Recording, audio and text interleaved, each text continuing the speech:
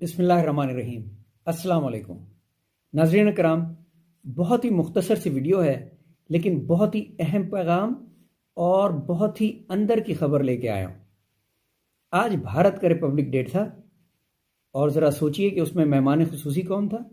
جی ہاں، فرانس کے صدر میکرون اور فرانسیسی فوجی دستے نے بھارت کی پریڈ میں شرکت کی۔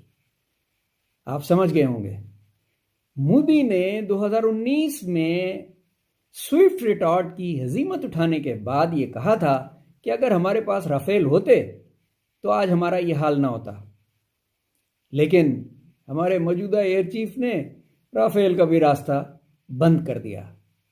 اس لیے مودی پریشان ہوا اور اس نے میکرون کو بلایا کہ بتائیے ہم کیا کریں۔